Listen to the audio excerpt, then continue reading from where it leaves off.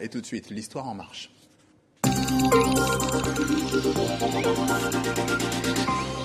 Et Thomas Negaroff nous a rejoint. Bonsoir Thomas. Bonsoir. On parle de murs ce soir, ceux qui séparent, ceux qui divisent. Et quand on parle de murs, on pense tout de suite à Israël. L'État hébreu est sur deux gros chantiers, un mur avec l'Égypte et un autre avec le Liban. Mais, cela dit, Israël n'a pas le monopole de la démarche.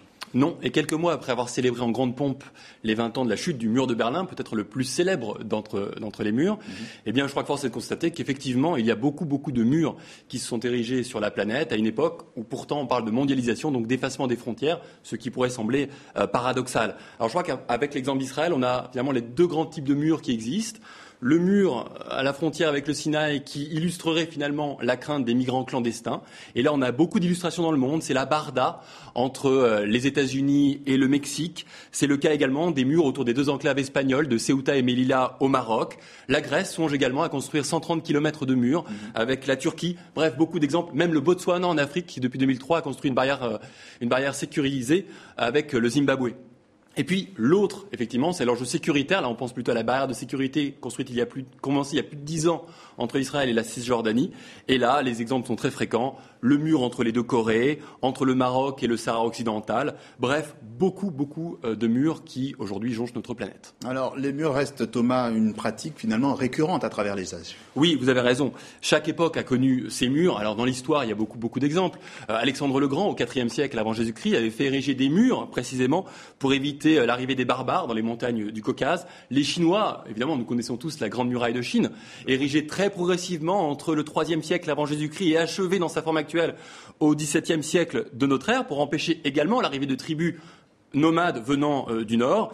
Et puis on le voit sur les images, le mur d'Adrien, qui est un des vestiges du mur qui avait visé à protéger l'Empire romain à partir du IIe siècle. Chose très intéressante, je crois, les trois exemples que je citais, finalement, ces trois civilisations qui à un moment donné passent de la conquête à la protection, de l'espoir à la peur.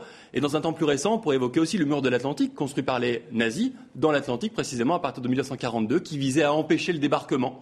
Donc on voit effectivement que symboliquement, c'est le passage d'un État à un autre, de la conquête à la survie. Et in fine, est-ce que ces murs sont réellement efficaces ? Alors c'est une question très difficile, évidemment. Je crois que d'abord, on peut se mettre d'accord sur une chose, un mur n'est efficace que s'il est véritablement infranchissable. Oui. Sinon, et on se rappelle peut-être de la ligne Maginot construite par les Français dans les années 20, on se croit en sécurité, et donc on est désarmé. Et en revanche, quand il est franchi, c'est catastrophique. Donc on a effectivement cet aspect-là. Je crois qu'aujourd'hui, s'ils sont infranchissables, les murs peuvent être efficaces. On le voit avec la frontière entre le Mexique et les États-Unis. Mais à quel prix ? À un prix de vie humain terrible, des milliers de morts dans le désert aride du Mexique, des millions et des milliards de dollars aussi dépensés pour ce mur.